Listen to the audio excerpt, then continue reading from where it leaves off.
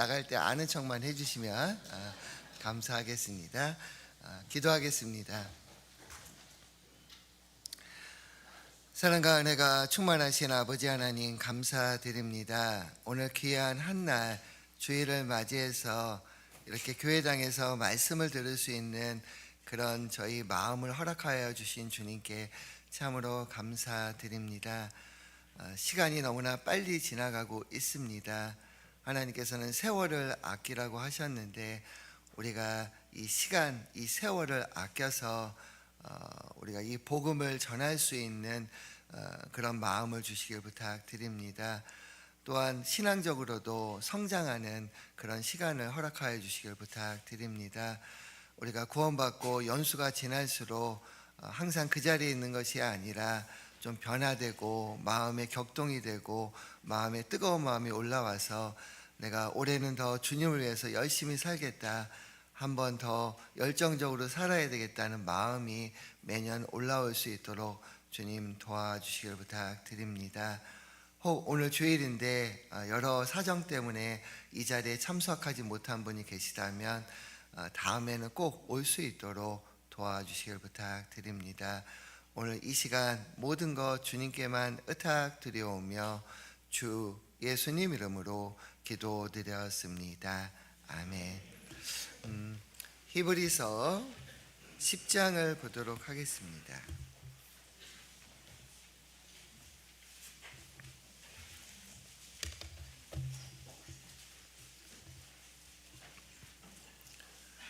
히브리서 10장 19절부터 25절까지인데요. 히브리서 10장 19절부터 25절까지 함께 읽어보도록 하겠습니다.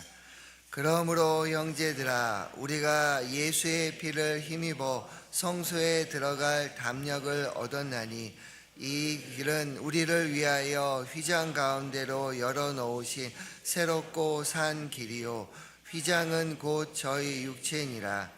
또 하나님의 집 다스리는 큰 제사장이 계심에 우리가 마음의 뿌림을 받아 양심의 악을 깨닫고 몸을 맑은 물로 씻었으니 참 마음과 온전한 믿음으로 하나님께 나아가자.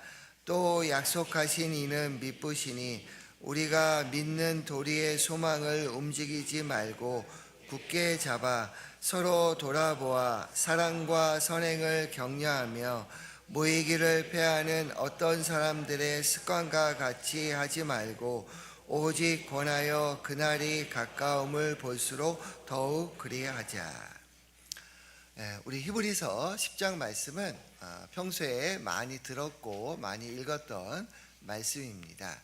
특히 히브리서 9장에 영원한 속죄의 이야기를 한 다음에 히브리서 10장에서 율법은 그림자고 참 형상, 예수님이 오셔서 우리에게 영원한 속죄를 이루어질 거라는 그 말씀이 앞에 쭉 설명되어 있습니다. 그리고 이 영원한 속죄를 다 설명한 다음에 10장 19절부터 해서 25절까지 해서 성도들에게 전하는 말씀이 있는데요. 거기 22절 끝에 보면 참 마음과 온전한 믿음으로 하나님께 나아가자, 이 말씀이 있고, 또 23절에 보면 믿는 도리의 소망을 움직이지 말고 굳게 잡아, 소망에 대한 부분도 있습니다. 24절에 서로 돌아보아 사랑과 선행을 격려하며, 그래서 우리는 하나님께 어떤 자세로 나아가냐라고 했을 때 22절의 말씀처럼 참 마음과 온전한 믿음으로써 하나님께 나아가야 될 겁니다. 그리고 세상에는요, 믿지 않는 사람들이 있습니다. 그 믿지 않는 사람들에게는 믿는 도리의 소망을 움직이지 말고 굳게 잡아. 그래서 우리의 믿는 소망을 잡는 거고요. 형제 자매님에 대해서는 24절 서로 돌아보아 사랑과 선행을 격려하며, 그래서 형제 자매님에 대해서는 부탁을 한 것이 있는데 서로 돌아보고 사랑과 선행으로 격려하기를 하나님이 원하셨습니다. 그래서 오늘 주일 말씀 제목을요, 서로 돌아보아라고 잡았습니다. 우리 오산교회 식구들은 형제자매님들 잘 돌아보시나요? 갑자기 질문하니까 평소에 이렇게 하고 계시는 것 같습니다. 우리가 항상 알고 있는 말씀인데요, 한번 성경적으로 돌아보는 것이 어떤 거며, 사랑과 선행으로 격려하는 것이 어떤 거며, 또 우리는 마지막 때에 살고 있기 때문에 특히 이 돌아보는 것이 중요하다는 것을 오늘 말씀을 통해서 한번 생각해 보려고 합니다. 자, 그러면 왜 우리가 서로 돌아봐야 되냐? 그 이유가 있는데요, 한 두 가지로 생각할 수가 있습니다. 우리 구원받은 형제 자매님들은 영적인 한 가족입니다. 그리고 지체로 따지면 예수님은 머리시고 교회는 몸이고 성도는 몸의 지체입니다. 그래서 가족으로 따졌을 때도 서로 돌아봐야 되고, 몸의 지체로 봤을 때도 서로 돌아보는 것이 중요한데요, 우리가 영적인 가족관계라는 것은 성경을 통해서 알 수 있습니다. 예수님께서 그 십자가 앞에서 새로운 가족관계를 설명해 줬는데요, 요한복음 19장을 한번 찾아보도록 하겠습니다. 요한복음 19장 25절입니다.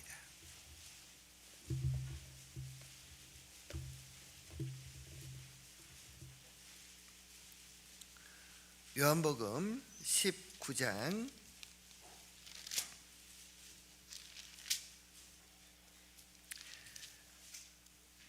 25절 제가 읽겠습니다. 예수의 십자가 곁에는 그 모친과 이모와 글로바의 아내 마리아와 막달라 마리아가 섰는지라. 26절 예수께서 그 모친과 사랑하시는 제자가 곁에 섰는 것을 보시고 그 모친께 말씀하시되 여자여 보소서 아들이니이다 하시고, 또 그 제자에게 이르시되 보라 내 어머니라 하신대 그때부터 그 제자가 자비 집에 모시니라. 그래서 십자가 앞에서 영적인 가족관계를 설명하고 있습니다. 한 가족이 되기 위해서는 법적으로 어떤 그 관계가 성립해야 되는데요, 한 가족을 위한 법적인 그 가족관계 형성하기 위해서는 첫째, 결혼을 해야 됩니다. 둘째, 출생을 하면 가족이 됩니다. 셋째, 양자로 입적되면 가족으로 인정이 됩니다. 그것처럼 영적인 하나님과 성도와의 그 가족관계를 설명할 때요, 성경에는 하나님을 아버지라고 하고 성도를 아들이라고 설명하고 있습니다. 그리고 하나님을 남편으로 설명하고 또 성도를 아내로 설명할 때도 있습니다. 그러니까 이 영적인 가족관계를 설명할 때 참 적당한 말이라고 생각합니다. 그래서 우리는 십자가 앞에서 영적인 한 가족이 됐습니다. 그래서 예수님의 피로 영원한 구원을 받은 그리스도인들은 이제 한 가족으로서 같은 형제, 자매라고 부를 수 있는 자격을 얻은 거죠. 우리가 서로 돌아봐야 되는 이유 중에 하나가 뭐냐면요, 우리는 한 영적인 가족이기 때문에 그렇다는 거죠. 그래서 우리가 교회 안에 오면 형제님, 자매님 이러면서 되게 부드럽게 또 친근감 있게 부르잖아요. 그것은 우리가 영적인 가족이라는 증거 중에 하나라는 거죠. 그래서 부활하신 예수님께서 처음 만난 그 막달라 마리아에게 이런 얘기를 했습니다. 너는 내 형제들에게 가서 이르되. 예수님이 부활한 것을 내 형제들에게 이르라 라고 했을 때 육신적 형제가 아니거든요. 그것은 영적인 형제, 구원받는 성도를 얘기하고 있는 겁니다. 그래서 예수님께서 영적인 가족관계를 설명하면서 정말 영적인 가족 관계는 이렇게 행할 때 가족이 된다라고 했는데요. 마태복음 12장을 한번 보도록 하겠습니다. 마태복음 12장 49절입니다.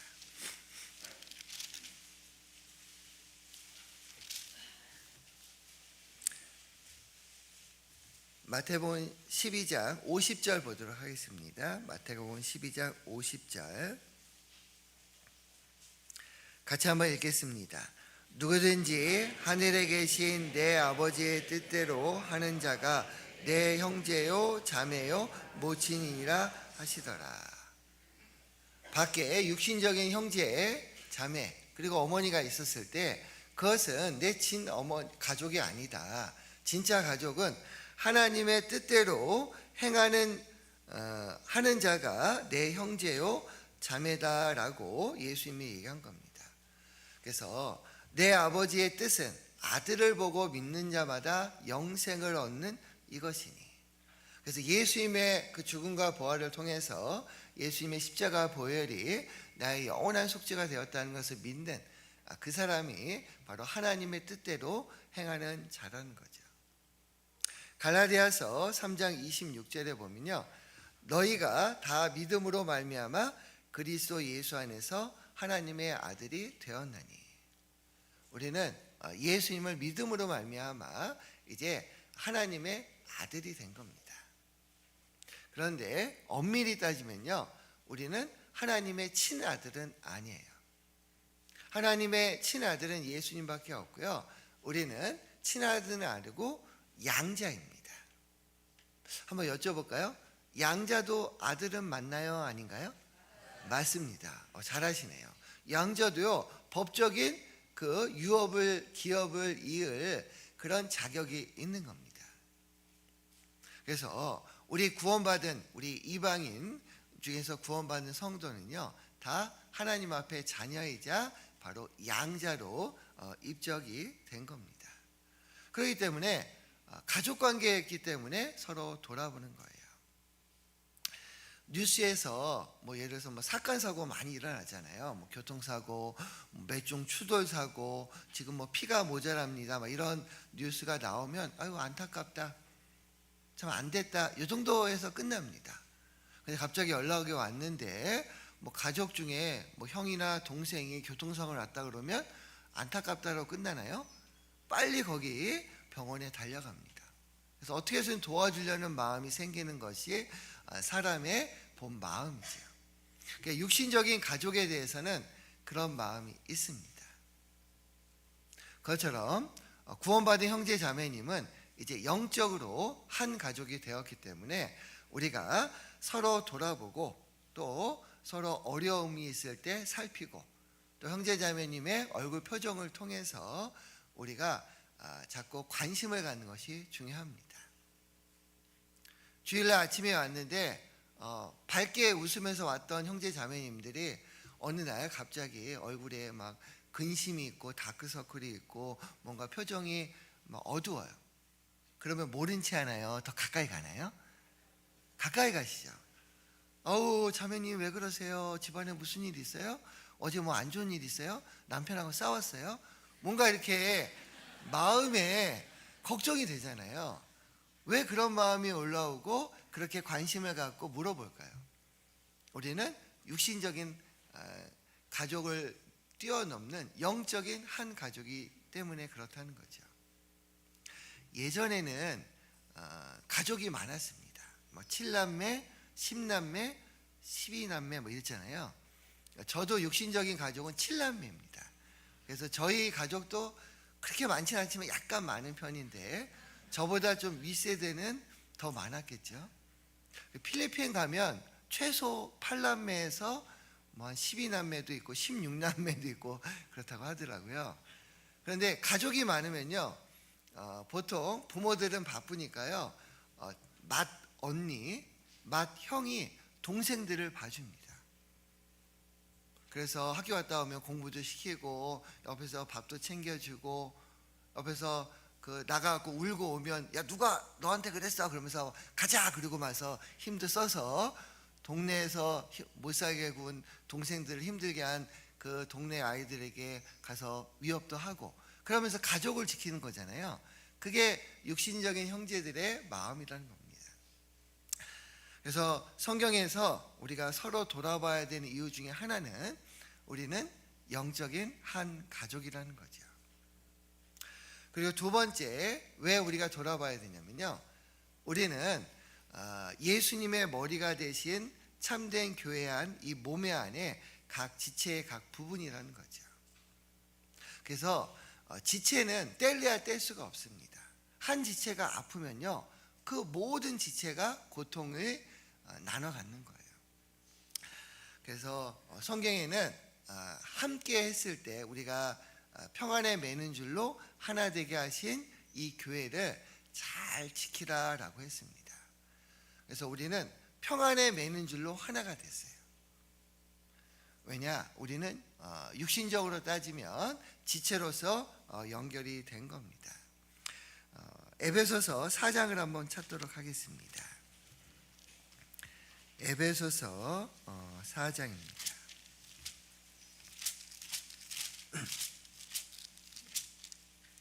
4장 12절.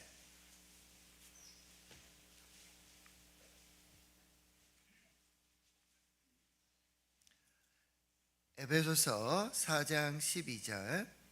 이는 성도를 온전케 하며 봉사의 일을 하게 하며 그리스도의 몸을 세우려 하심이라. 에베소서는 교회에서 신서라고 합니다. 이 몸을 비유하면서 그리스도의 몸을 세우게 한다라는 것은 교회를 세우는 거고, 그 교회의 지체인 성도를 세우는 겁니다.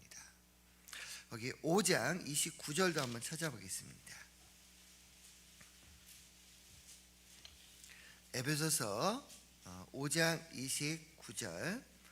누구든지 언제든지 제 육체를 미워하지 않고 오직 양육하여 보호하기를 그리스도께서 교회를 보양한 같이 하나니 우리는 그 몸의 지체임이니라.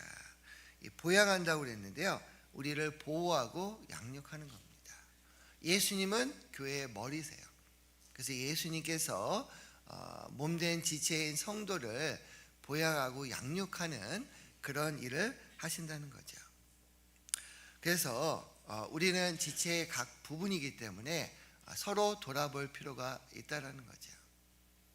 다시 히브리서 10장을 보도록 하겠습니다.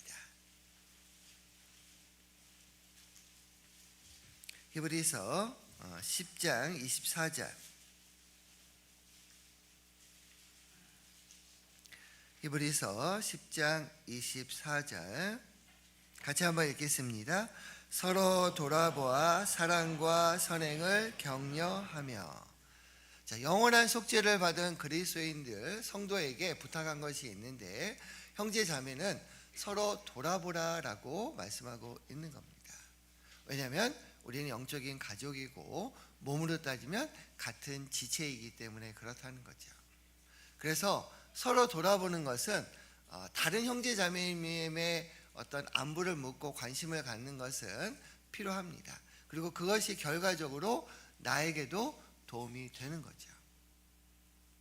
지체로 따졌을 때 한 지체가 이상이 생기면요, 몸이 참 불편해요. 저도 예전에 이렇게 양치하다가 갑자기 뚝 하고 뭔가 소리가 난 적이 있어요. 목이 갑자기 땡긴 겁니다. 그러면서 허리를 잘 못 굽히면서 몸이 아플 때가 있었거든요. 그런데 그 다음부터는 뭐 양치하거나 샤워하거나 세수할 때 너무 불편하더라고요.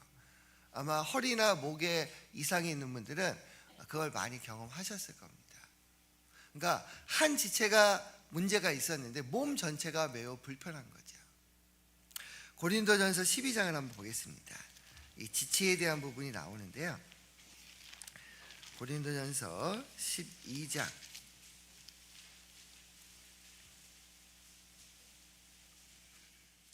26절입니다. 고린도전서 12장 26절. 만일 한 지체가 고통을 받으면 모든 지체도 함께 고통을 받고, 한 지체가 영광을 얻으면 모든 지체도 함께 즐거워하나니. 그래서 지체가 같이 고통도 받고 같이 영광도 받는다는 거죠. 제가 어느 교회에 있을 때요, 정말 어떤 형제님이 등치도 크고 정말 돌도 씹어 먹을 것 같은 그런 형제님이 있어요. 식사할 때 보면 웬만한 분보다 2배 이상 드신 분이 계셨어요. 근데 이분이 갑자기 병원에 입원했다는 거예요. 그래서 급하게 병원에 신방을 갔습니다. 가서 보니까요, 그냥 가만히 계시더라고요. 아니, 왜 그래요? 형제님 어디 아프세요? 그랬더니 발목 인대가 끊어졌대요. 그래서 3개월 동안 꼼짝 말고 가만히 있으라라는 그 의사의 처방을 받았다고 합니다. 휠체어 타고 다니시더라고요. 그렇게 정말 막 돌아다니시고 활동적인 분이 인대 하나 나갔다고요, 꼼짝없이 3개월을 가만히 있어야 된다고 얘기하더라고요. 그래서 제가 그것을 병원에 갔다 오면서, 야, 몸의 지체 중에서 쓸데없는 지체가 하나도 없는구나, 다 필요하구나. 특히 보이는 지체보다 보이지 않는 지체가 더 중요하다는 생각이 들었습니다. 우리가 생각하기에는 인대 하나 조금 나가도 별 문제 없겠지라고 하는데, 그 인대 하나 나감으로 말미암아 걷지를 못하고, 걷지 못하니까요, 몸 전체가 불편한 거예요. 그래서 이것을 교훈적으로 보면, 우리 성도가 몸으로 따지면 지체라고 했잖아요. 교회의 지체가 성도인데, 성도 중에서는 쓸데없거나 필요없는 성도는 한 명도 없다라는 거죠. 고린도전서 12장 22절을 보도록 하겠습니다. 22절.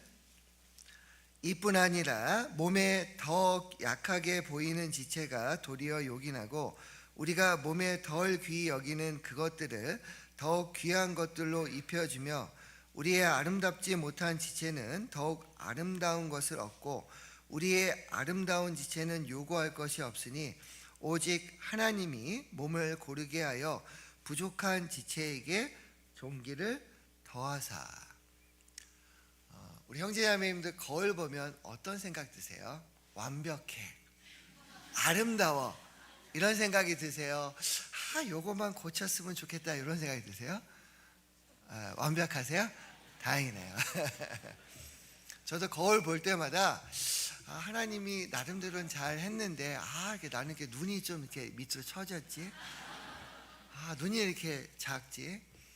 제가 결혼하고 얼마 안 있다가 저희 자매가 어느 날 갑자기 저한테 물어보더라고요. 그래서 요구를 하는데 저한테, 형제님 눈 좀 한번 크게 떠보래요. 제가 눈을 그냥 부릅뜨고요, 눈을 그냥 팍 떴거든요. 이렇게 다 뜬 거니. 그래서 최대한 뜬 거다. 그랬더니 알았대. 그래서 제 한계를 느꼈습니다. 이게 눈이 뜨는 것이 한계가 있구나. 그래서 제가 속으로 거울 볼 때마다 나도 나중에 형편이 되면 수술을 좀 해서 눈을 좀 키울까, 이런 생각을 좀 했거든요. 근데 전도인 되고 나니까 눈이 좀 처지고 눈이 작으니까요, 순해 보인다는 얘기를 하더라고요. 그래, 이게 또 좋은 점도 있네. 그래서 그 마음을 좀 접었어요. 그래서 예전에 서도선 목사님이, 제가 인천교회 같이 잠깐 있었는데 그런 얘기를 많이 하셨어요. 목회 생활하기 좋은 안전한 외모, 이렇게 얘기하셨고요. 어디 가서 오해 안 받는, 누가 상담해도 저 사람 너무 잘생기면 오해받잖아요. 그래서 전혀 오해 안 받는 그런 외모다, 그런 얘기 하셨는데, 전도인이 너무 잘생기고 멋있으면 오해받잖아요. 그래서 안전한 외모가 필요하구나.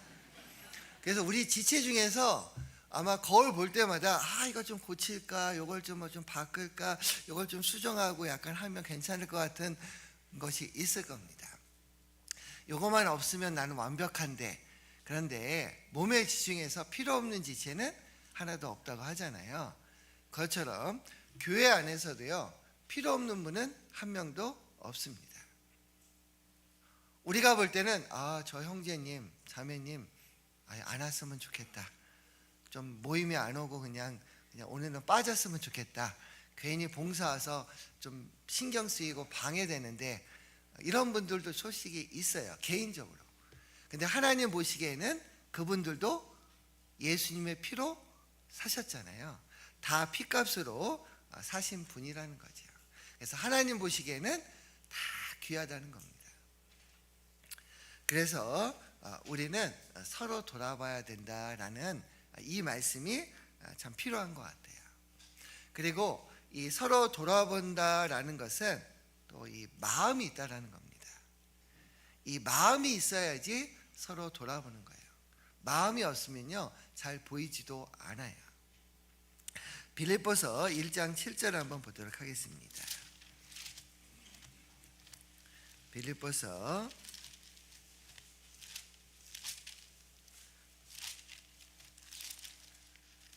1장 7절입니다.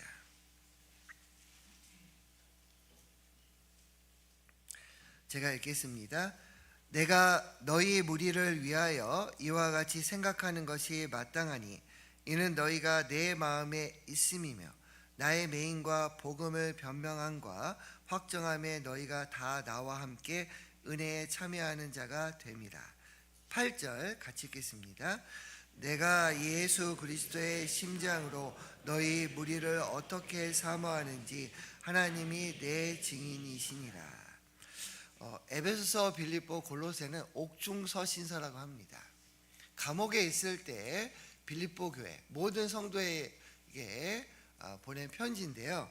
여기 뭐라고 써 있냐면 너희가 내 마음에 있으며, 사도 바울은 구원받은 성도들이 항상 마음에 있었어요.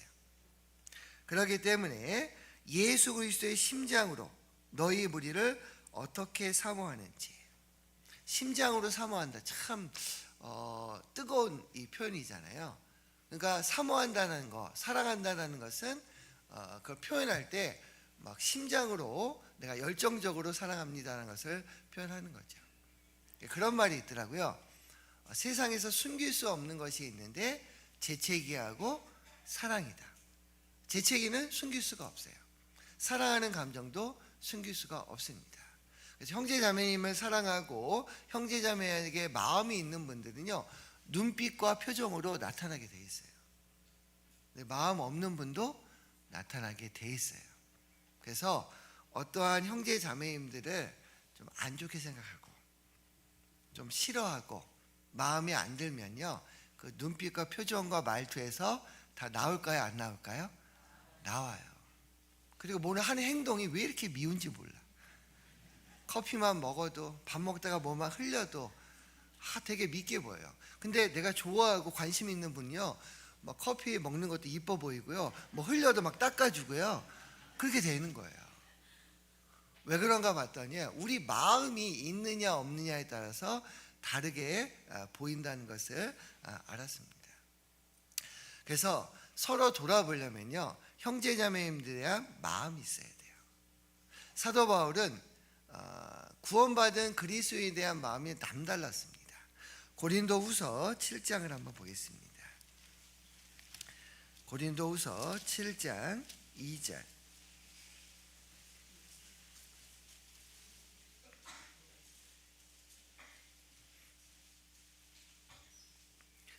신약 293페이지 고린도후서 7장 2절.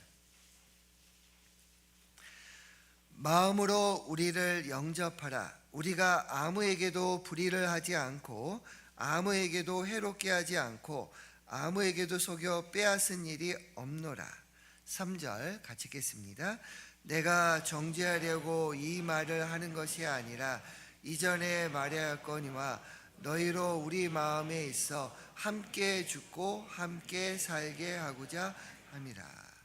사도 바울의 마음은요 함께 죽고 함께 살고자 하는 마음, 그러니까 하나 되고자 하는 마음이 있고 항상 관심이 있었다는 거예요.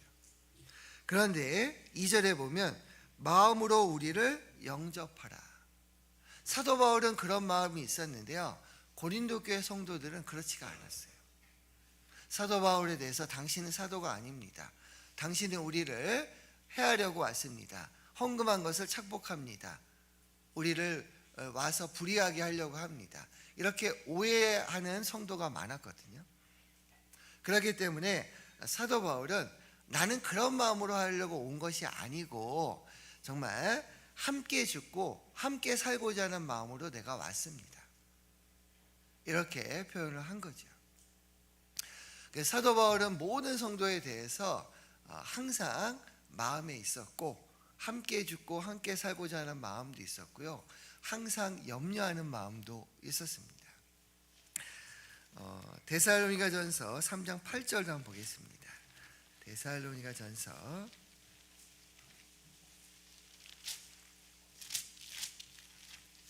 3장 8절.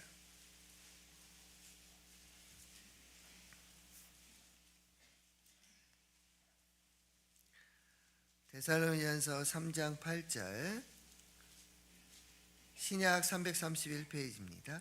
그러므로 너희가 주 안에 굳게 선즉 우리가 이제는 살리라. 사도 바울은 데살로니가서의 성도들이 굳게 설므로 말미암아 우리가 산다라는 것은 이 마음이 산다라는 거예요. 항상 염려되고 걱정되고 안타까운 마음이 있어요. 그런데 이제 굳게 서서 이제 성도로서 교회가 안정이 됨으로 말미암아 사도 바울은 이제 내가 산다, 마음이 안심이 된다라는 거예요. 자녀를 키우다 보면 자녀는 항상 불안합니다. 어릴 때 막 넘어지기도 하고 막 쓰러지기도 하고 또 아무거나 막 집어먹고, 그때는 엄마 아빠가 막 옆에서 챙겨줘야 돼요.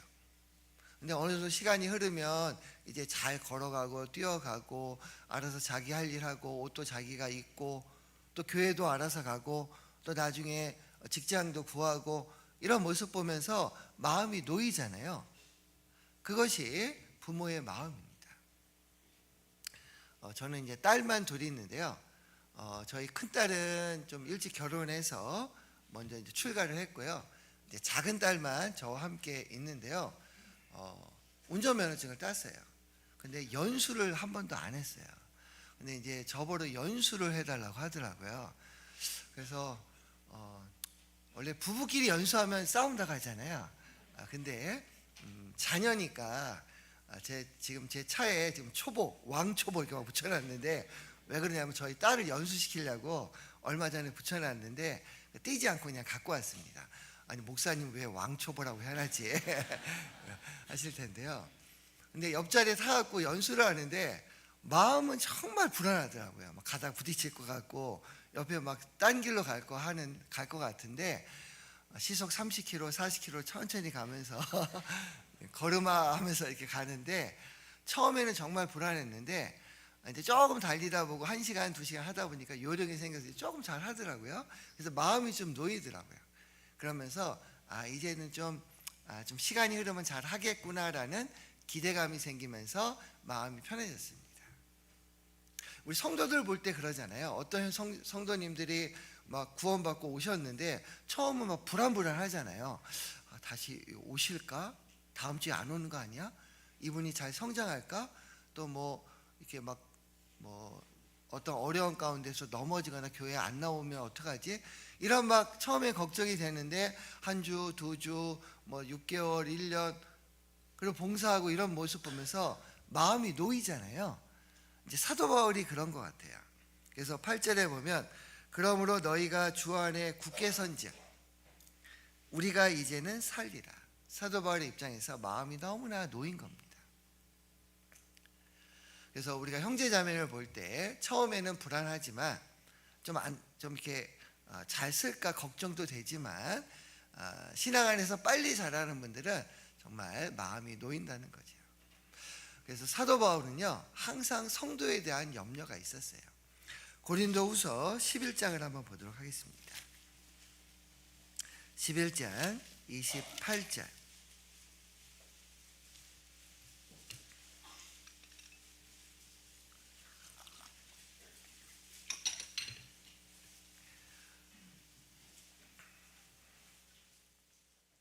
고린도후서 11장 28절입니다.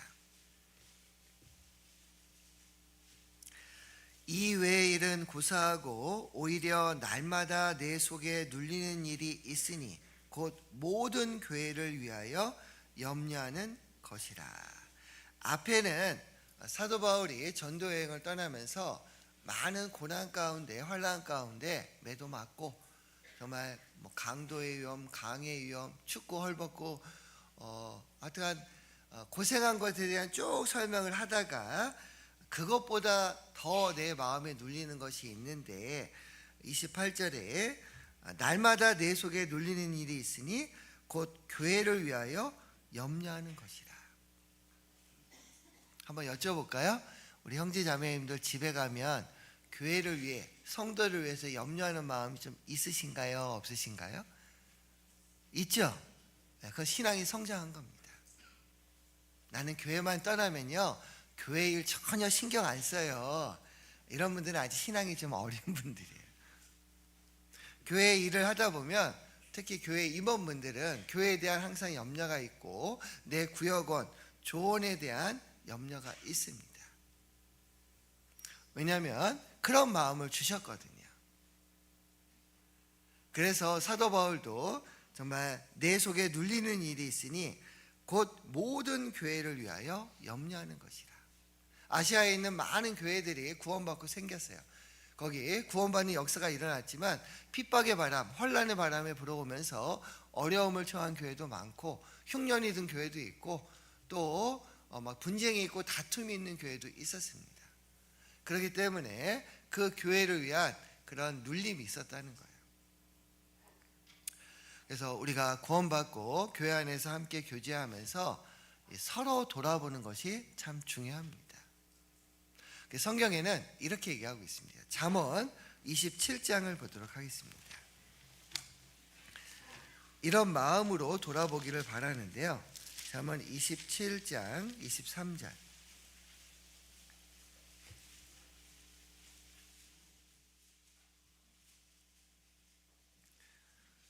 구약 940페이지 잠언 27장 23절입니다. 23절 같이 읽겠습니다. 내 양떼의 형편을 부지런히 살피며 내 소떼의 마음을 두라. 자, 우리 교회 안에서 특히 이제 임원이거나 어떤 뭐 부서장이라든가 어떤 형제자매 앞에서 책임 있는 분들이 특히 이런 마음으로 형제자매님을 돌아봅니다. 그래서 양떼로 얘기하고 소떼로 설명하고 있는 거예요. 그래서 내 양떼의 형편을 부지런히 살피며 목자가 그 자기가 치는 그 양들을 부지런히 살피는 것은 당연한 겁니다. 그래서 교회 안의 일꾼들이 교회 안에서 형제 자매님들을 부지런히 살피는 것도 당연한 거죠. 목자가 양을 살피다 보면 그 양의 특성을 잘 알 겁니다. 저 양은 순한 양, 저 양은 아이고 막 들이받는 양, 저 양은 혼자 저기 떨어져 갖고 약간 왕따처럼 혼자 있는 양, 어떤 양은 그냥 욕심이 많은 양, 풀 막 뜯어먹고 남의 그 풀까지 다 뜯어먹는 양, 막 그러면서 싸움이 있는 양, 그 형편을 다 알 거란 말이죠. 그래서 우리가 교회 안에 오래 있다 보면 형제자매님들이 형편을 알고 성향을 압니다. 저분은 정말 교회 안에서 일꾼 될 분이야. 정말 잘한 분도 있고 어떤 분은 보면 욕심이 좀 많으셔. 세상 얘기가 너무 많으셔. 어떤 분들은 혼자만 있어. 어떤 분은 자기 가족만 있어. 어떤 분들은 꼭 모이면 다퉈, 싸워. 뭐 이런 여러 형제자매의 성향을 알 겁니다. 알고 거기에 맞춰서 잘 대처하고 형제자매들을 옆에서 챙겨주는 것이 우리의 할 일이라는 거죠. 그러니까 서로 돌아본다는 것은 좀 세밀하게 주밀하게 살피는 것이 필요합니다. 저분은 원래부터 좀 목소리가 크고 다퉈, 그냥 알아서 하라고 놔둬, 이게 아니라 계속 교제하고 옆에서 챙겨줘서 좀 교회 안에서 그 뾰족뾰족하고 모난 부분을 이제 둥글둥글하게 만들게 도와주는 것이 우리의 역할이라는 거죠. 그리고 소떼의 마음을 두라. 여기도 마음을 두라고 하잖아요. 그러니까 양떼, 소떼의 마음이 있는 분은 관심이 있습니다. 그래서 주일날 이렇게 보고 말씀 끝나고 보니까 우리 구역 식구들 누구 안 보이네? 우리 누구 회원분 중에 누구 안 오셨네? 왜 안 오셨지? 그리고 끝나고 나서 계속 안 오면 나중에 전화도 걸고 확인하고 막 하잖아요. 그러니까 마음이 있기 때문에 그게 가능한 겁니다. 주일날 끝나고 집에 갔는데 우리 구역에 누가 왔는지, 조에 누가 왔는지, 봉사는 누가 빠졌는지 안 빠졌는지, 교회학교 학생이 있는데 우리 반 학생 중에 누가 안 왔는지 모른다면 이거 마음이 없는 거죠. 그래서 마음을 두는 것이 서로 돌아보는 겁니다. 다윗이요 목동이었잖아요. 이 목동인데 가만히 있는 것이 아니었어요.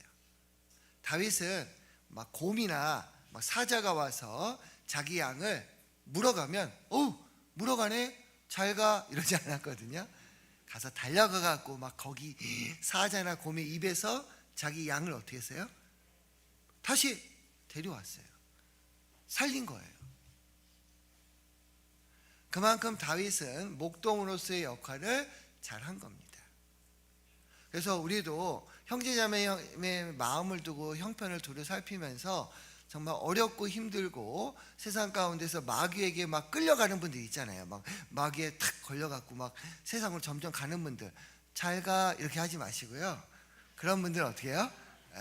어떻게 해서든 다시 돌아오게 만드는 것이 우리의 역할이라는 거죠. 우리가 교회 안에서 돌아보는 것이 왜 필요하냐면요, 형제 자매님들은 항상 어떤 유혹이나 그런 어떤 세상적인 그런 미혹을 받을 수 있는 상황이 너무 많아요. 육신의 정욕, 안목의 정욕, 이생의 자랑을 통해서 세상으로 가고 싶은 마음이 자꾸 올라옵니다. 그래서 우리 육신은 세상으로 가고 싶고 마귀는 유혹을 합니다. 그래서 혼자는 힘이 약하기 때문에 각 구원받은 분, 아직 어린 분들은 옆에 있는 형제 자매님들이 옆에서 잘 챙겨주고 돌아보고 그분들이 세상으로 끌려가지 않도록 해야 되는 거예요. 우리 초식 동물들이 그 새끼들 보면 보호받는 길이 거기서 제일 힘있고 덩치 좋은 초식 동물들이 뚝 이렇게 막고 있잖아요. 그래서 무리지어 갈 때 바깥에서는 힘 있는 초식 동물들이 있고 무리 안에는 연약하고 약한 초식 동물들이 들어 있습니다. 보호를 받는 거예요. 그래서 우리가 이 소떼 마음을 두라. 그래서 우리 형제자매들에게 마음을 두는 것이 참 중요합니다. 그 예수님의 제자 중에서 예수님을 3번 부인한 사람이 있습니다. 누구죠? 베드로. 예수님이 죽고 부활하셨어요. 예수님이 베드로를 만났습니다. 얼마나 부끄러웠겠어요. 요한의 아들 시몬아, 내가 나를 사랑하느냐? 주께서 나를 사랑하는지 내가 주를 사랑하는지 주께서 아시나이다. 그러면서 예수님이요, 내 양을 치라, 내 양을 먹이라, 내 양을 치라라고 이렇게 말씀해 주셨어요. 이제 하나님의 어린 양을 돌보는 것이 베드로의 역할이었어요. 그리고 베드로가 선지자로서 교회 장로들에게 이렇게 부탁을 합니다. 베드로전서 5장을 보도록 하겠습니다.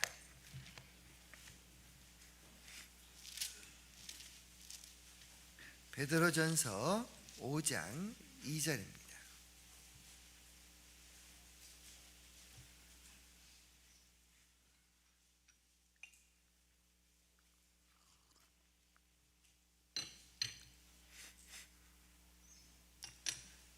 베드로전서 5장 2절부터 3절 제가 읽겠습니다.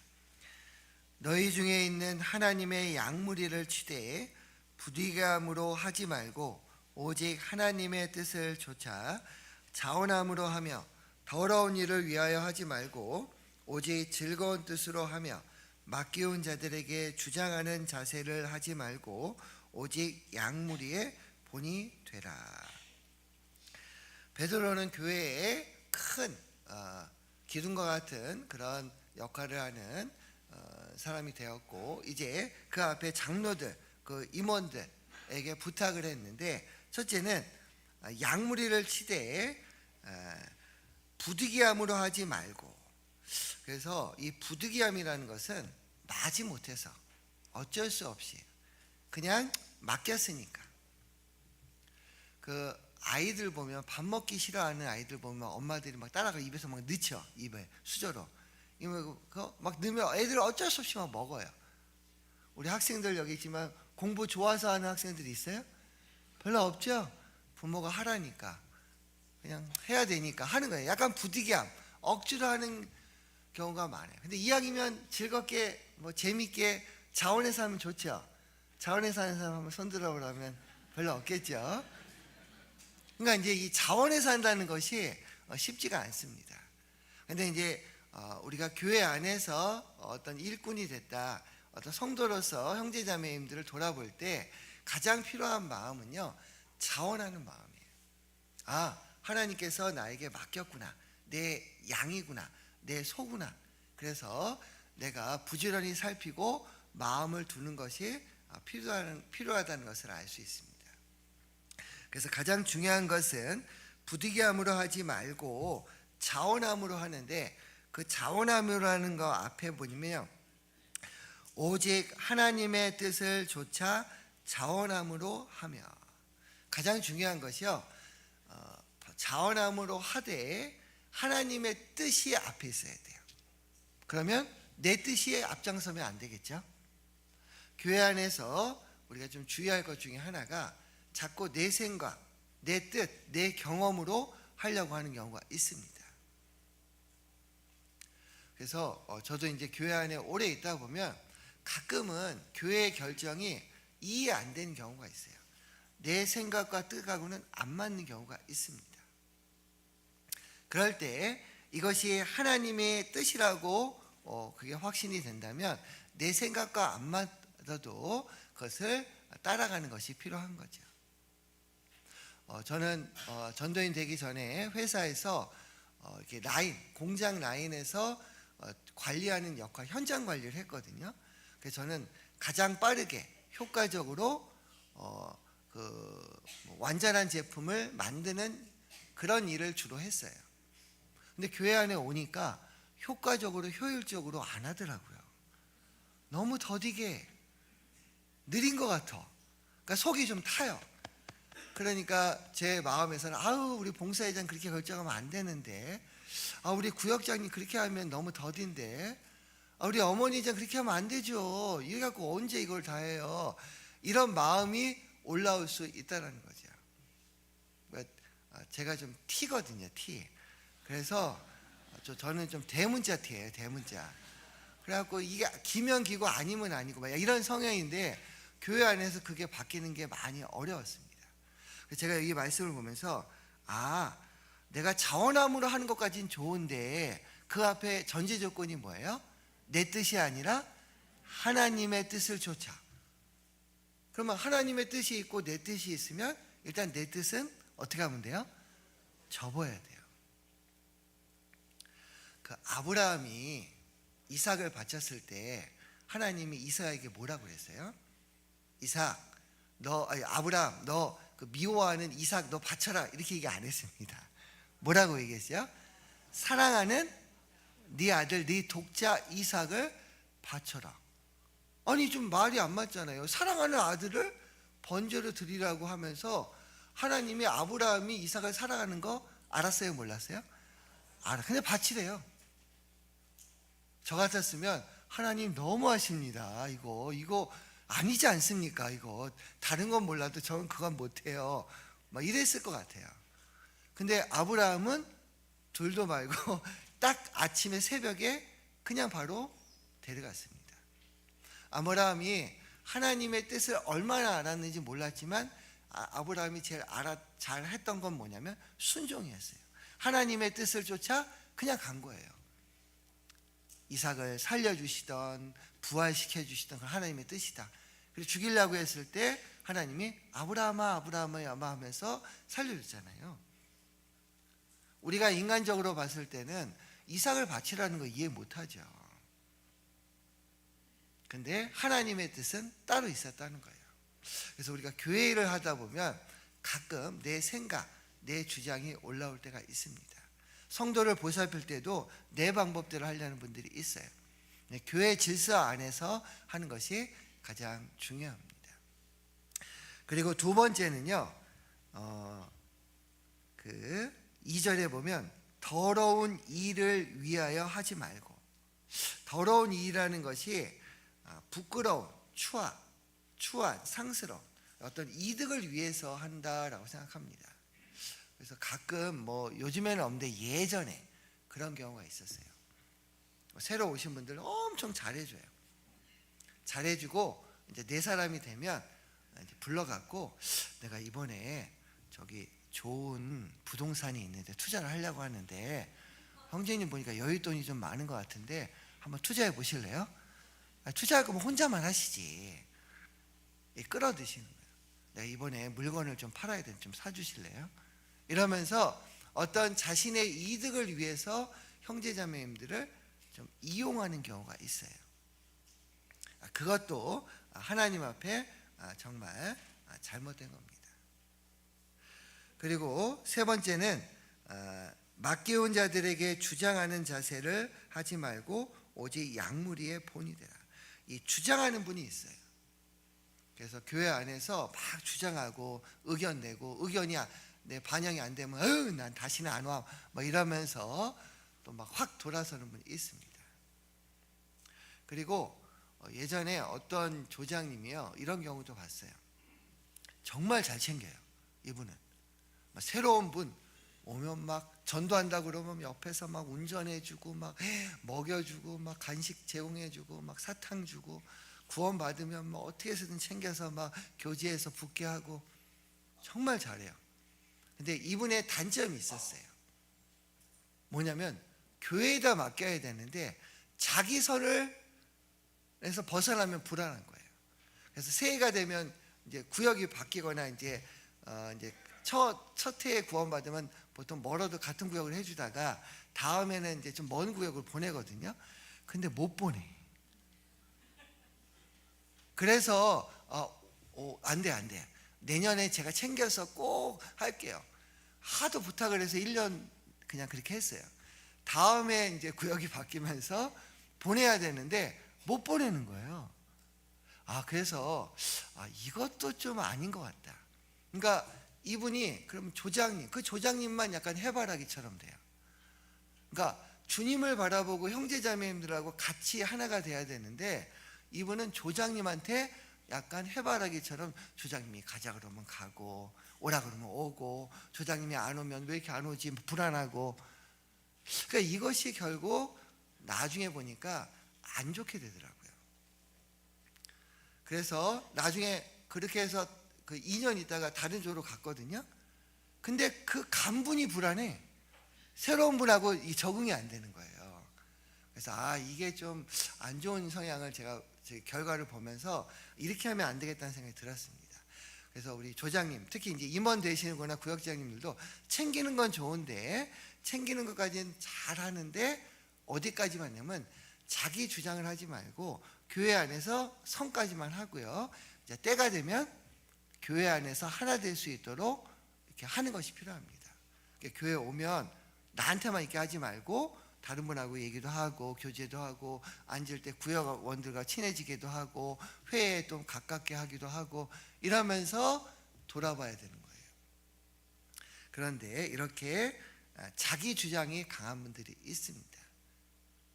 그것이 임원으로서는 좀 버려야 될 것 중에 하나 생각합니다.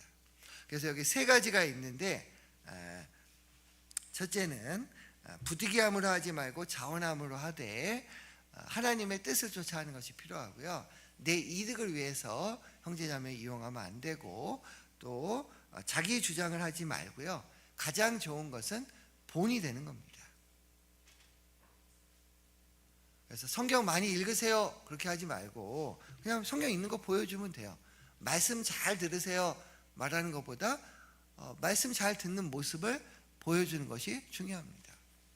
여기 앞에 있는 분도 있고 뒤에 있는 분도 있는데 앞자리에 가세요 이런 분도 있고, 자기는 안 가면서 보내는 분도 있잖아요. 그러면 잘 안 가요. 먼저 이렇게 앉으면 되는 거예요. 여기 아마 학생 중에 선생님하고 같이 껴있을 거예요. 선생님 계시죠? 예. 학생들만 앞에 앉는 게 아니라 선생님도 같이 앉을 거고, 그러면서 뭔가 본이 되는 모습이 중요하다고 생각합니다. 교회 일은요, 본이 되는 것이 중요해요. 그래서 우리가 서로 돌아볼 때, 특히 교회 안에 일꾼 됐을 때는 이렇게 하는 게 중요하고요. 다시 이제 히브리서 10장 24절입니다.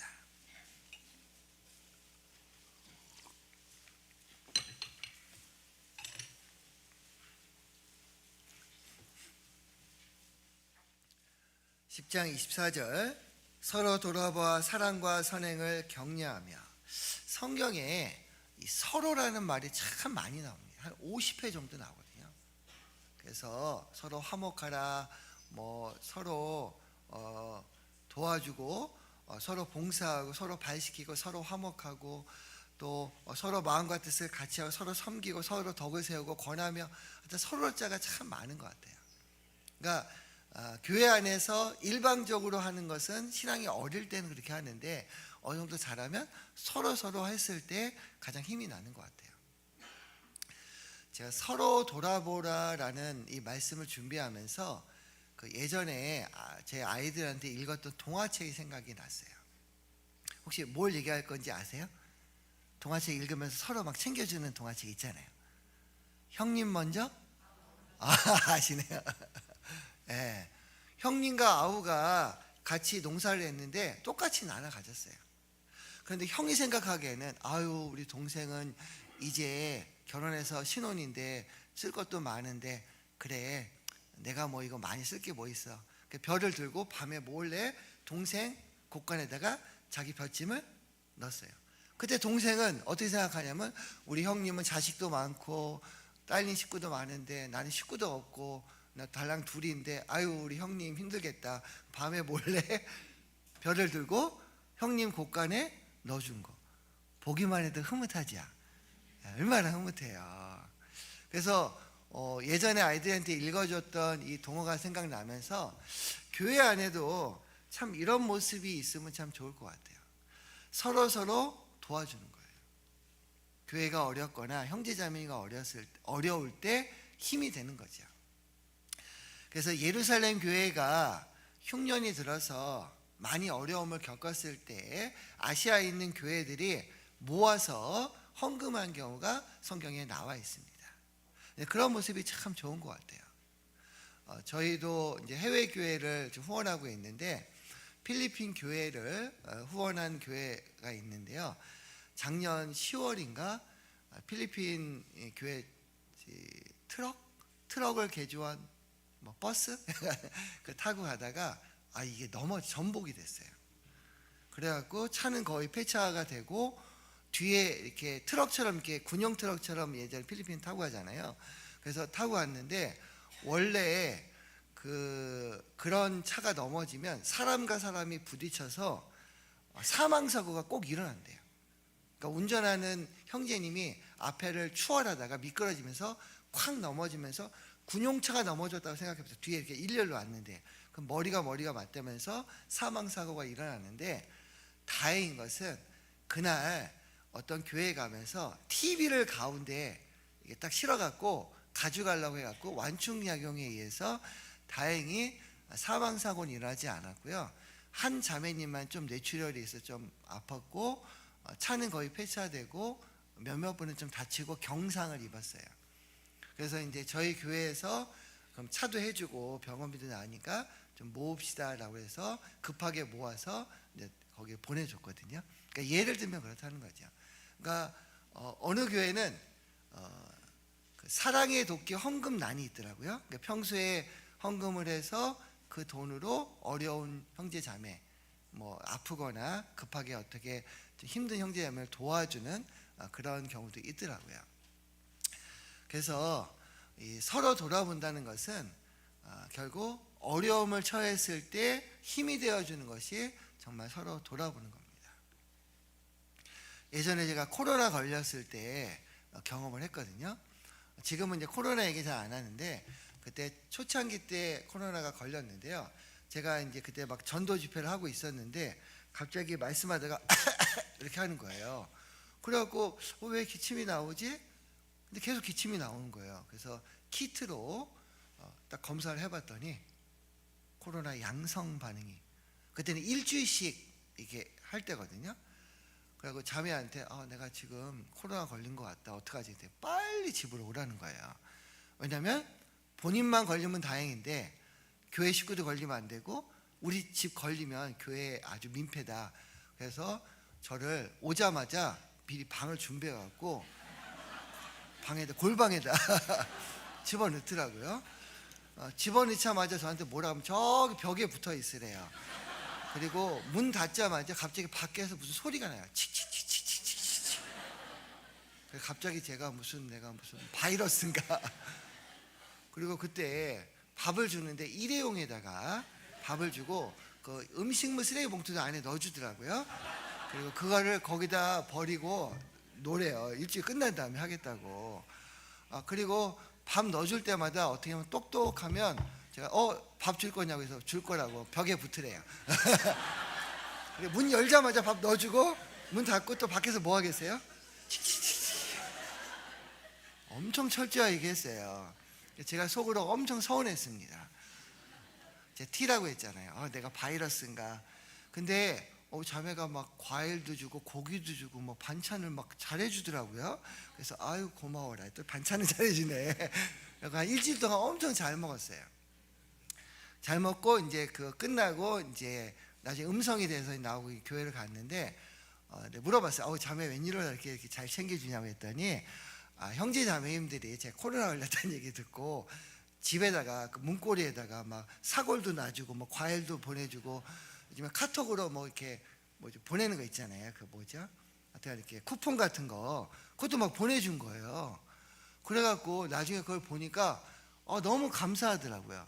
그래서 나도 누가 이렇게 아프거나 좀 힘들 때 도와줘야겠다는 생각이 더 들었어요. 그러니까 제가 좀 느린 편이죠. 그러니까 먼저 그렇게 제가 알아서 했어야 되는데 받고 나니까 해야 되겠다는 생각이 들었고 누가 코로나 걸렸다고 하면 자매를 통해서 조금씩 이제 뭔가 이렇게 보냈거든요. 받았으니까 좀 미안하기도 하고.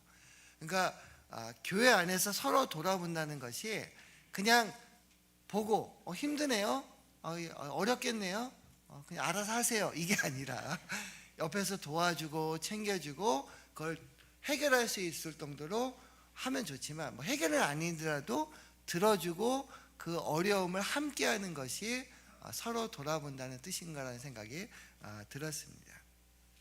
요한에서 3장 17절 한번 보겠습니다. 요한에서 3장 17절.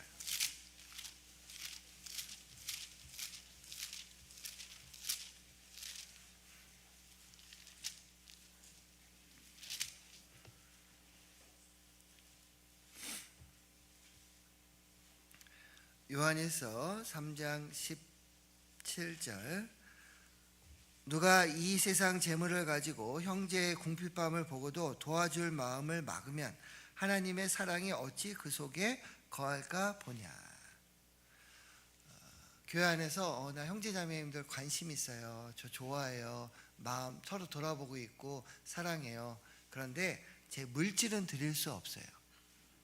뭐가 앞뒤가 안 맞잖아요. 저는 부모를 공경합니다.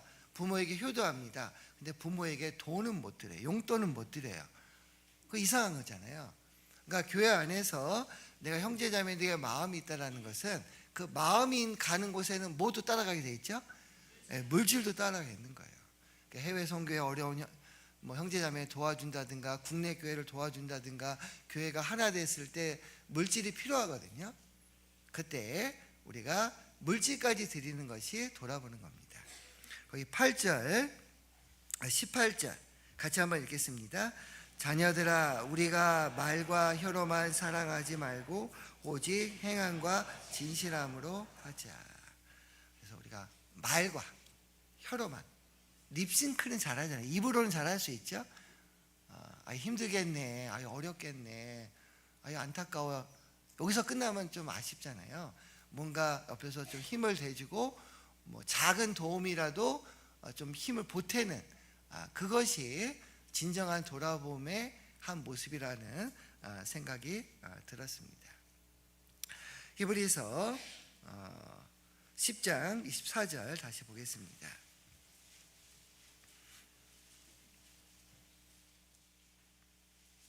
(10장 24절) 서로 돌아보아 사랑과 선행을 격려하며. 우리가 돌아볼 때 사랑하는 마음, 그 다음에 주님 앞에 선행을 갖고 격려하면서 돌아보는 것이 필요한 거죠. 이 격려라는 것을 찾아보니까요, 자극, 열렬, 열정.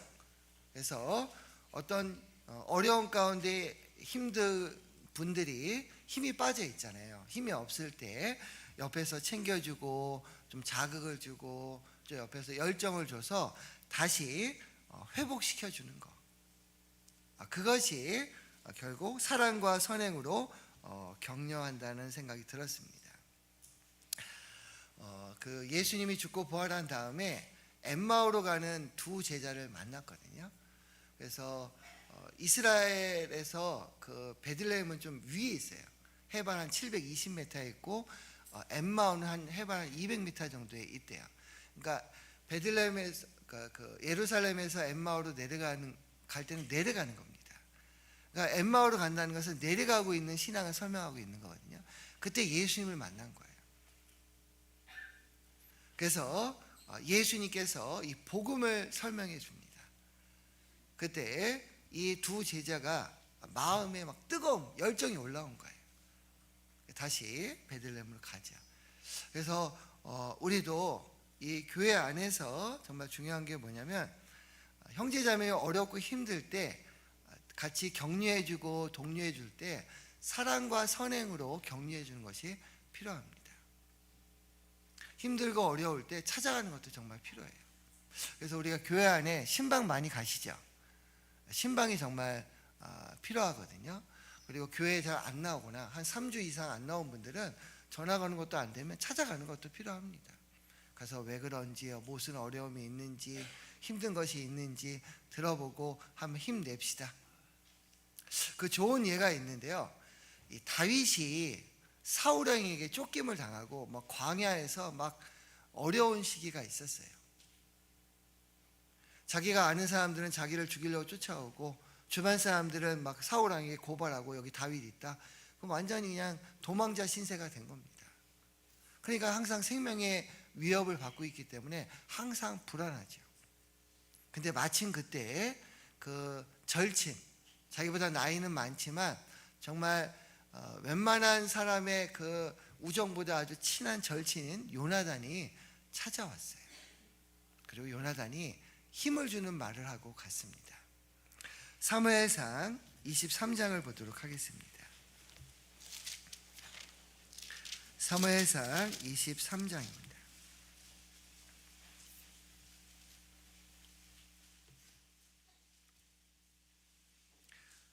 구약 449페이지 사무엘상 23장 16절입니다. 사무엘상 23장 16절. 사울의 아들 요나단이 일어나 수풀에 들어가서 다윗에게 이르러 그로 하나님을 힘있게 의지하게 하였는데. 17절. 곧 요나단이 그에게 이르기를 두려워 말라. 내 부친 사울의 손이 내게 미치지 못할 것이요 너는 이스라엘 왕이 되고 나는 내 다음이 될 것을 내 부친 사울도 안다 하니라. 다윗은 기름 부음을 받았습니다. 근데 쫓김을 당하는 거예요. 항상 불안했어요. 근데 요나단이 와갖고요, 네가 앞으로 이스라엘 왕이 될 것이다. 나는 네 다음이 될 것이다. 우리 아버지 사울 왕도 다윗 네가 왕이 될 거 알고 있다.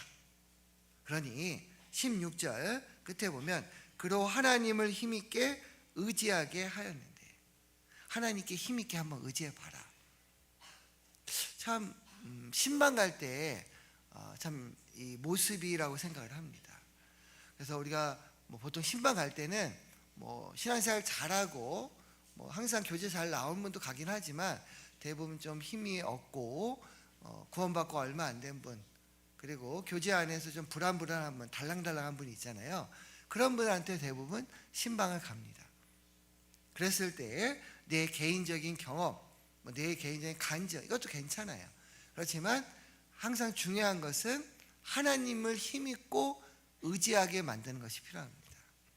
신앙생활은요, 사람과 사람 사이의 관계에서 끌어오는 것은 한계가 있어요. 정말 중요한 것은 형제 자매님들이 하나님을 힘있고 혼자 일어설 수 있게 만드는 것이 필요합니다. 그 양하고 돼지하고의 차이점 들어보셨죠? 양하고 돼지가 지나가다가 시궁창에 빠졌어요. 양은 어떡하죠? 내가 여기 왜 빠졌지? 어떻게 해서든 나오려고 노력을 합니다. 돼지는 어떡하죠? 내 세상이다 그러면서 신나게 놀고 있어요. 이것을 뭘로 표현하냐면, 구원 받았다고 교회 안에 있던 분들이 교회 안에서 좀 안 나오거나 세상에서 좀 빠져 있는 분들이 있어요. 그분과 교제를 하다 보면 제가요 정말 교회에 나와야 되는데 아직 힘이 없어요. 아직 어떤 물질적인 유혹에 자꾸 넘어가고 있어요. 어떻게 해서 나오려고 하는데 잘 안 되네요. 이런 분들은 구원받은 분들이 맞을 가능성이 훨씬 높아요. 그런 분들 끌어오기가 좋습니다. 저 찾아오지 마세요. 제 세상에 오니까요 너무 재밌고 즐겁고요, 제가 여기서 조금 좀 재밌게 놀다가 제가 마음 있으면 그때 갈게요. 이런 분들은 구원 안 받을 가능성이 훨씬 높겠죠. 우리는 100% 알 수는 없습니다. 그러나 우리가 교제하다 보면 그 마음을 알거든요. 근데 어떤 분들은 정말 마음은 있는데 힘이 없는 분들이 있어요. 그러면 그때 먼저 가서 끌어주고 당겨주고 밀어주고, 그렇게 해서 우리 같이 한번 신앙생활 하죠. 어려움이 있어도 한번 교회 안에서 풀어가고, 지금 남편이 그렇게 핍박하고 가족이 막 교회 다닌다고 뭐라고 해도 한번 주님 앞에 힘있게 의지하면서 우리 교회 나오면서 한번 이겨내자고요. 이러면서 서로 위로하고 힘을 내는 겁니다. 자, 다시 히브리서 10장 보도록 하겠습니다. 10장 25절.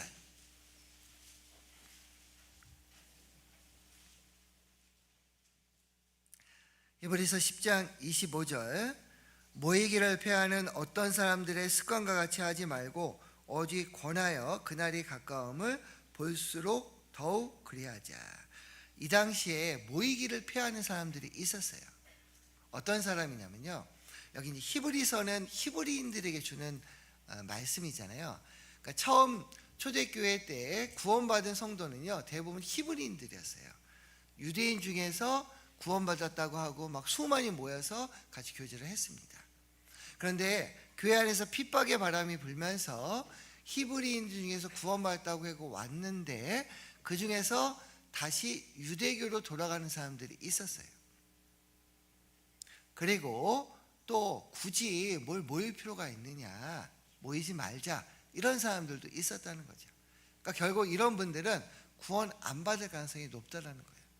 모이기를 피한다는 것은 정말 신앙생활할 때 가장 중요한 것을 하지 않겠다는 거죠. 그러니까 이 구원받은 그리스도인들은 자주 모여서 말씀 듣고 교제하고 봉사하고 전도하고 하면서 신앙이 성장하는 거거든요. 그러니까 모이기를 피하는 자들은 결국 교회가 성장하는 것을 방해하는 그런 분들이라는 거죠.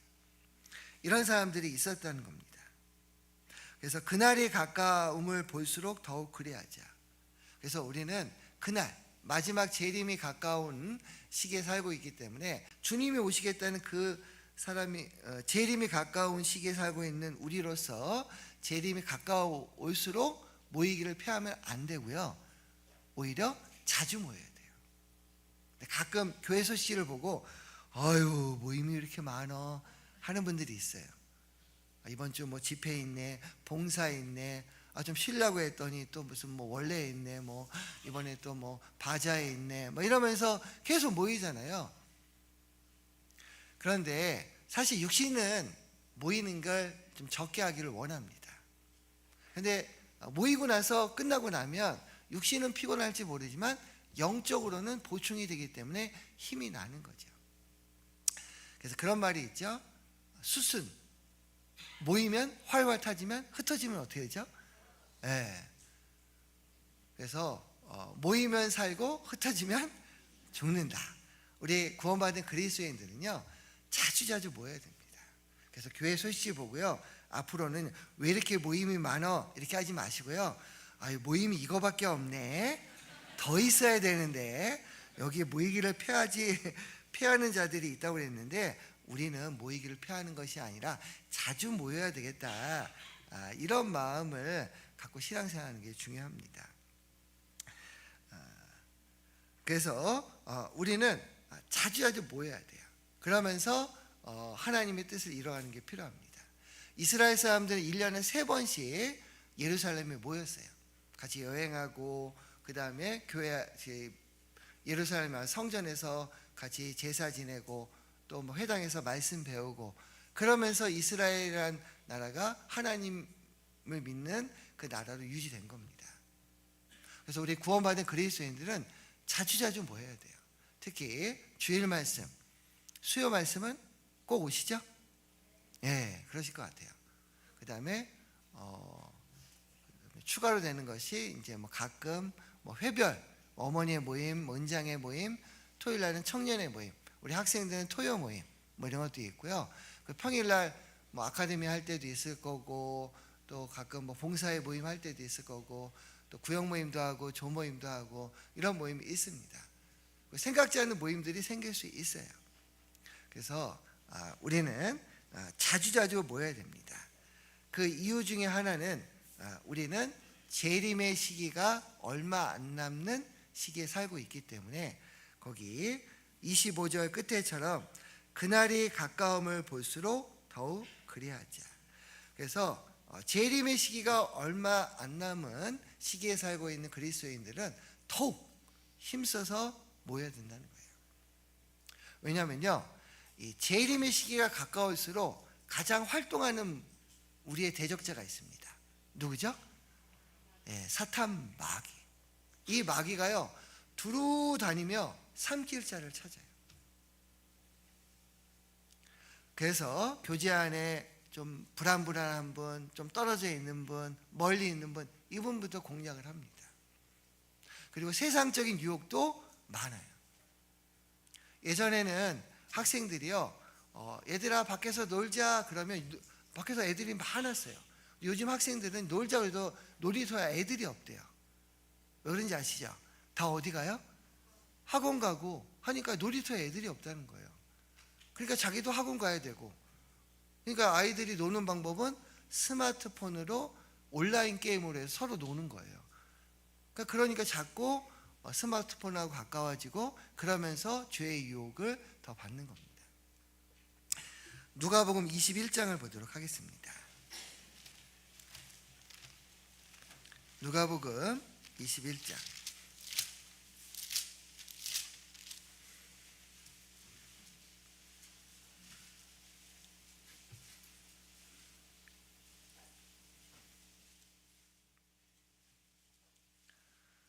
누가복음 21장 34절.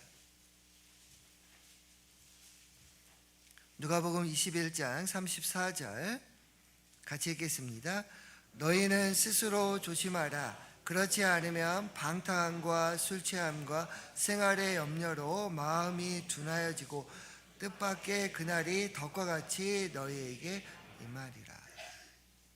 마지막 때가 될수록요 조심하지 않으면요 방탕함, 술취함, 생활의 염려, 주님의 재림이 덕과 같이 온다는 거예요.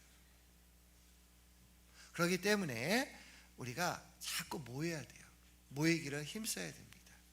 오히려 자주 모여서 이 말씀, 복음 또 교제하면서 우리의 신앙이 더 성장하는 쪽으로 자꾸 우리가 만드는 것이 필요합니다. 유다서 1장도 한번 보겠습니다. 유다서 1장 3절. 요한계시록 바로 전이 유다서인데요.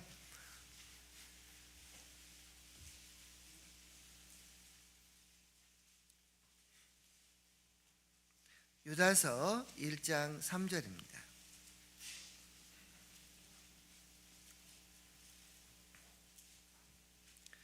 유다서 1장 3절 같이 읽겠습니다. 사랑하는 자들아, 내가 우리의 일반으로 얻은 구원을 너희에게 편지하려는 뜻이 간절하던 차에 성도에게 단번에 주신 믿음의 도를 위하여 힘써 싸우라는 편지로 너희를 권할 필요를 느꼈노니. 자, 권하여야 할 필요를 느꼈다는 거예요. 왜? 이제 가면 갈수록 어려움이 많아지고 핍박도 많아지고요, 유혹도 많아지는 거예요. 여기 뭐라고 써 있냐면, 단번에 주신 믿음의 도를 위하여 힘써 싸우라는 편지로. 이것은 모든 그리스도인에게 주는 말씀입니다. 우리는 세상과 싸워야 되고요, 마귀와 싸워야 됩니다. 내 육신에 있는 정욕, 이 육신과도 싸워야 돼요. 그렇기 때문에 혼자는 싸우면 어렵습니다. 그래서 함께 우리가 서로 돌아보고 교회 안에서 모여서 힘을 얻어서 싸울 때 승리할 수가 있다는 거죠. 히브리서 3장 13절도 한번 보겠습니다. 히브리서 3장 13절.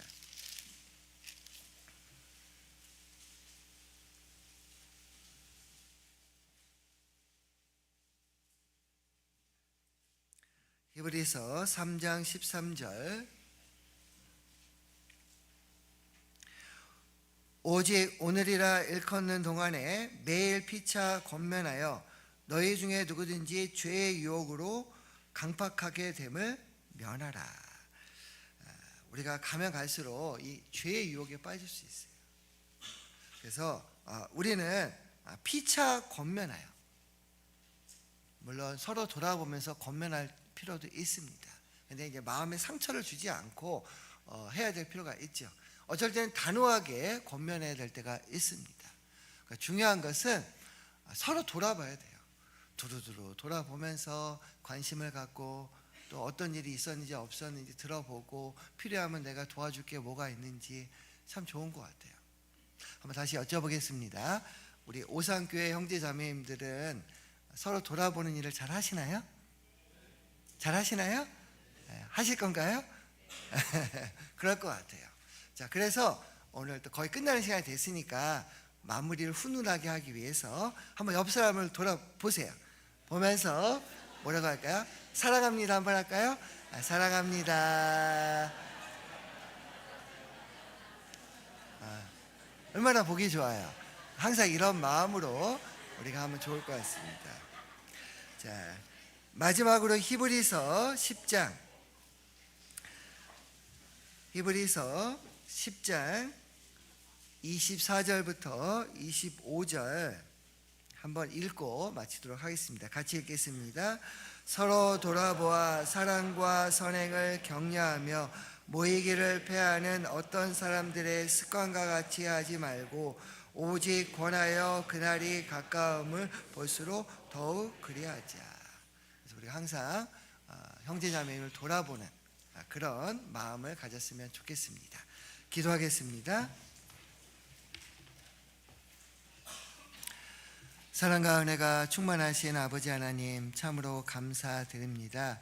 오늘 주일을 맞이해서 또 이렇게 서로 돌아보자라는 주제를 갖고 교훈을 나눴습니다. 우리가 왜 돌아봐야 되냐면요, 우리는 영적으로 한 가족이고 또 지체로 따지면 한 몸의 지체입니다. 연결되어 있습니다. 그래서 우리는 돌아봐야 됩니다. 또 돌아봐야 되는 이유 중에 하나는 하나님의 명령입니다.